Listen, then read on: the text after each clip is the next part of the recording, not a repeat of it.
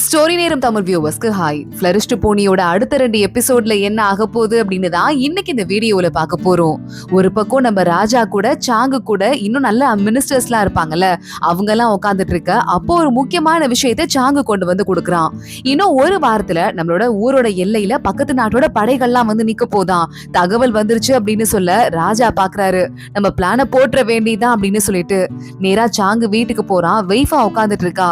கவலைப்படாத, எல்லாமே நல்ல விதமா நடக்கும் அப்படின்னு வெய்ஃபா சொல்ல, இன்னும் ஒரு வாரம் இருக்கு, அதுக்குள்ள நம்ம ஒரு ப்ரோக்ராம் ஒன்னு அரேஞ்ச் பண்றோம். அந்த ப்ரோக்ராம்லயே ஒட்டு மொத்தமா அந்த யூச்சியோட அப்பாவை நம்ம கண்ட்ரோல்குள்ள கொண்டு வந்துட்டோம்னு வச்சுக்கோவேன், அப்புறம் அந்த எதிர்நாட்டுக்காரங்களை நம்ம ஈஸியா ஹேண்டில் பண்ணிடலாம். அதை பாத்துக்கணும் அப்படின்னு சொல்ல வெய்ஃபா பாக்குறா.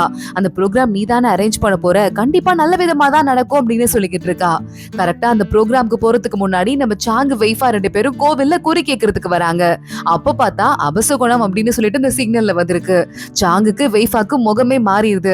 சரி பரவாயில்ல, போனா போகுது, இதெல்லாம் நமக்கு வந்து ஒரு முக்கியமே கிடையாதுன்னு வெய்ஃபா அங்க இருந்து வந்துடுறா. சாங்கு பாத்துட்டு இருக்கான். உனக்கு எந்த பிரச்சனையும் இல்லைன்னா எனக்கும் எந்த பிரச்சனையும் இல்லை அப்படின்னு சொல்லிடுறான்.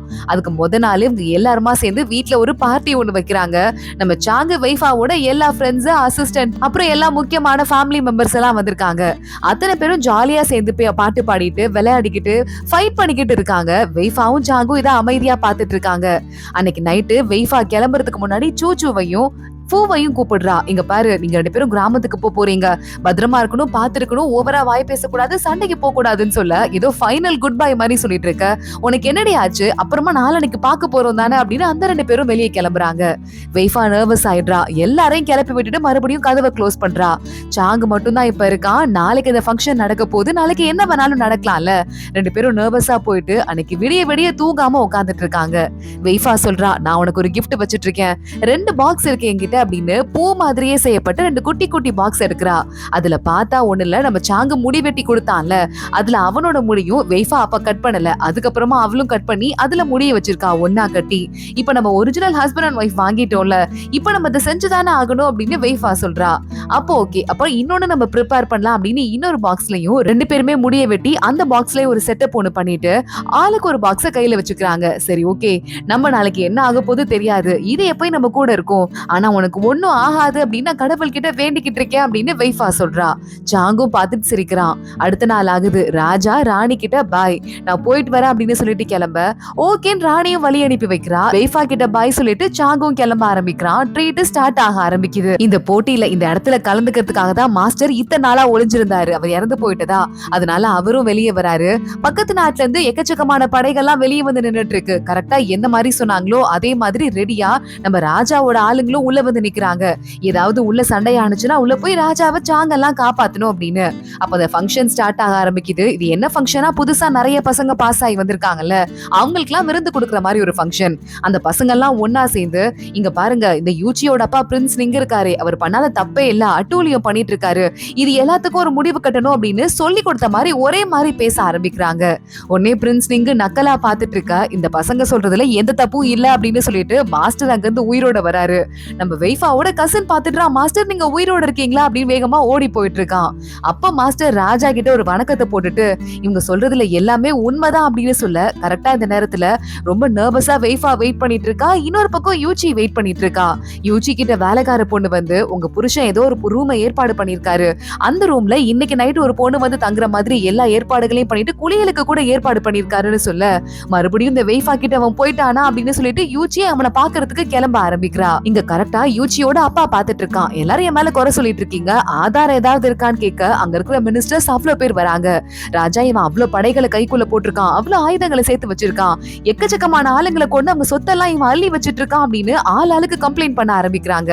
உடனே இந்த யூச்சியோட அப்பா பாக்குறான், ஓ என் மேல இவ்வளவு கம்ப்ளைண்ட்ஸ் இருக்கா, இது எனக்கே தெரியாம போயிடுச்சு, இப்ப என்னடா பண்ண போறீங்க, தப்பு தான் பண்ண, என்ன பண்ணுவீங்க அப்படின்னு நக்கலா கேட்க ராஜா அமைதியா பாத்துட்டு இருக்காரு. கரெக்டா ராஜா, என் ஆளுங்களை உள்ள அனுப்புங்க, இவரை அரெஸ்ட் பண்ணுங்க அப்படின்னு சொல்லிக்கிட்டு இருக்க. அரெஸ்ட் பண்றதுக்கு ஆளுங்க உள்ள வந்துட்டு இருக்காங்க. ஆனா அந்த சமயம் பார்த்தா இங்க அரண்மனைக்குள்ளேயே ராஜாவோட ஆளுங்க இருப்பாங்கல்ல, அவங்களையே நிறைய பேரை அவங்க ஆளுங்களா மாத்தி வச்சிட்டு இருக்கான் இந்த யூச்சியோட அப்பா. இது யாருக்குமே தெரியல. இத பார்த்துட்டு ஆளுக்கு ஷாக் ஆயிட்டு இருக்க. சாங்கு சண்டைக்கு போலான்னு பாக்குறான். ஆனா சாங்கோட இத்தனை நாள் ஒன்னா இருந்த ஒரு மினிஸ்டரே மறுபடியும் இப்ப யூச்சியோட அப்பா கூட போய் சேர்ந்திருக்காரு. நேத்து வரைய சாங்கோட இருந்தவரு. சாங் அதையே எதிர்பார்க்கல, வேகமா சண்டை போட ஆரம்பிக்கிறான். அதனால இப்போ ஒரு பெரிய மினிஸ்டரே வந்து இப்ப சாங்குக்கு எதிராக திடீர்னு மாறிட்டாரு இருக்காருங்கிறதால அவரோட ஆளுங்க எல்லாமே இப்போ சாங்குக்கு ராஜாக்கு எதிரா மாறி இருக்காங்க. சோ யூச்சியோட அப்பாக்கு வாலண்டியரா சப்போர்ட் பண்றாங்க. சண்டை ரொம்ப மோசமாக ஆரம்பிக்குது. நல்ல மினிஸ்டர்ஸ் நிறைய பேர் இறந்து போயிடுறாங்க. மாஸ்டரை காப்பாத்துறதுக்காக இந்த ஃபர்ஸ்ட் மார்க் வாங்கினால ஒரு பையன் இப்ப எக்ஸாம்ல, அந்த பையன் மாஸ்டரை நான் தனியா கூட்டு போறேன் அப்படின்னு வேகமா கூட்டு போயிட்டு இருக்கான். சாங்கு அப்புறம் சாங்கோட அசிஸ்டன்ட்லாம் சண்டை போட்டுட்டு இருக்காங்க. ராஜாவை காப்பாத்துறதுக்காக சாங் ராஜா பக்கத்துலயே நின்னுட்டு இருக்கான். நிலைமை ரொம்ப மோசமாயிட்டு இருக்கா. ஆனா எதை பத்தியும் கவலைப்படாம இந்த யூச்சியோட அப்பா இருக்கானே, இப்ப என்னடா பண்ண போறீங்க? எல்லாம் என்ன வெளிநாட்டுக்காரன் கூட மட்டும் கூட்டணி போட்ட நினைச்சீங்களா? உங்களுக்கே தெரியாம உங்க ஆளுங்க எத்தனையோ பேர் கூட நான் கூட்டணி போட்டேன்டா அப்படின்னு அவர் சொல்ல ஆரம்பிக்க, ராஜாவோட ஆளுங்க எத்தனையோ பேரு இனிமே உங்க கூட சேர்ந்துட்டோம், எங்களை விட்டுருங்க விட்டுருங்க அப்படின்னு கத்த ஆரம்பிக்கிறாங்க. இங்க லூஷு நின்னு பாத்துட்டு இருக்கான். எல்லாம் செத்து விழுங்கடா எதிரிங்களா அப்படின்னு சொல்லிட்டு. சாங்கோட கையிலேயே இந்த சின்ன தளபதி செத்து போயிடுறான். இங்க மாஸ்டரை காப்பாத்தி கூட்டு போயிட்டு இருக்கான்ல ஃபர்ஸ்ட் ஸ்டூடெண்ட், அவன் லைட்டா இந்த பக்கமா லூஷுவை திரும்பி பார்க்க, அவ்வளவுதான் சாங்கு திரும்பி பாக்குறதுக்குள்ள அந்த ஃபர்ஸ்ட் ஸ்டூடெண்ட் மாஸ்டரை கொலை பண்ணிடுறான். இந்த ஃபர்ஸ்ட் ஸ்டூடெண்ட்டும் அவங்க கூட சேர்ந்து யூச்சியோட அப்பாவோட ஆளுங்களை ஒருத்தனா மாறி இருக்கான். சாங்கு மாஸ்டரை காப்பாத்துறதுக்கு ஓடலான்னு ட்ரை பண்ண கையில லூஷு அம்பெடுத்து சாங்கோட நெஞ்சிலேயே அடிச்சிடுறான். ராஜாவை கழுத்துலயே இப்ப கத்தி வச்சிடுறாங்க சாங்கு பக்கத்துல இல்லங்கிறதால. அவ்வளவுதான் இப்ப எல்லாருமே மாட்டிட்டாங்க. சாங்கு நேரா ஃபர்ஸ்ட் ஸ்டூடெண்ட திரும்பி கேவலமா பார்க்க அவன் வேகமா தலை குனிஞ்சுக்க ஆரம்பிக்கிறான். அப்போ அந்த இடத்துக்கு அதுக்கு வேகமா யூச்சியோட அப்பா வந்துட்டு, என்னையா நினைச்சிட்டு இருக்க? உங்க கூட இருக்கிற ஆளுங்களுக்கு எந்த வீக்னஸும் இல்லனா, நீங்க எல்லாம் ரொம்ப நல்லவங்களா இருக்கீங்க. நல்லவங்களா இருந்தாலே குடும்பத்து மேல பாசம் இருக்கும்ல. சோ எல்லா குடும்பத்தையும் நாங்க ஆல்ரெடி புடிச்சிட்டோம் அப்படின்னு சொல்லிட்டு மிரட்ட ஆரம்பிச்சுட்டு அந்த லூஷு பக்கத்துல வரான். சாங்க பார்த்து, உன்ன மாதிரி ஒரு வீக்கான ஆளை நான் பார்த்ததே இல்ல அப்படின்னு கொஞ்சம் கிண்டலா வேற பேச ஆரம்பிக்கிறான். கேட்டியா எவ்வளவு சத்தம் கேட்டுச்சு, இவ்வளவு மினிஸ்டர்ஸ் போயிட்டாங்க, இதுக்கு மேல மிச்சம் இருக்கிற மினிஸ்டர்ஸும் சாவணுமா அப்படின்னு கேட்டுட்டு இந்த சாங் இருக்கான்ல, இவனை உன் கையாலேயே கொன்னுடு அப்படின்னு சொல்ல ஆரம்பிக்கிறான். வெய்ஃபாவை நேரா கடத்தி கூட்டு வர ஆரம்பிக்கிறாங்க. கரெக்டா சாங்க நடுவுல மண்டி போட வச்சு யூச்சியோட அப்பா ராஜா கிட்ட சொல்லிட்டு இருக்கான், ஒண்ணும் இல்ல, இப்போ இங்க நடந்த சண்டைக்கெல்லாம் காரணம் இந்த சாங்கு தான் சொல்லிட்டு மக்கள் கிட்ட சொல்லிரு.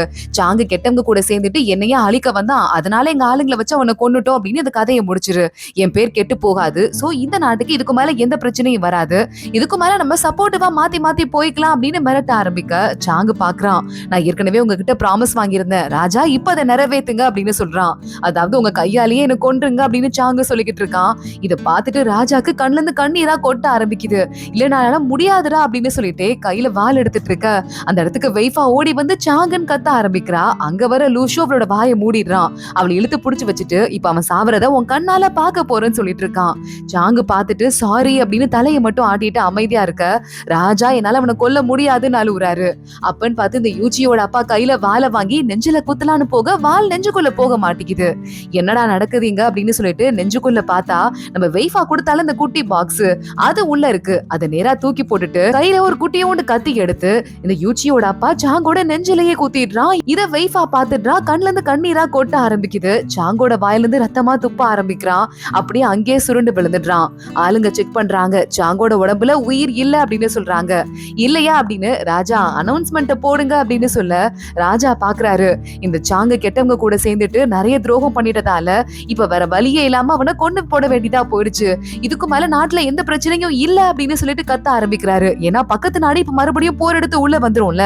சாங்கும் இல்ல, முக்கியமான எந்த மினிஸ்டர்ஸும் இல்லாம நாடே அழியறதுக்கு ஒருத்தனை பலி கொடுக்கறத தவிர வேற வழியே இப்ப ராஜாக்கு இல்ல. இங்க வெய்ஃபா பாத்துட்டு இருக்கா. கையில ஹார்பின் எடுத்து லூஷுவ குத்தலாம் அப்படின்னு போறா.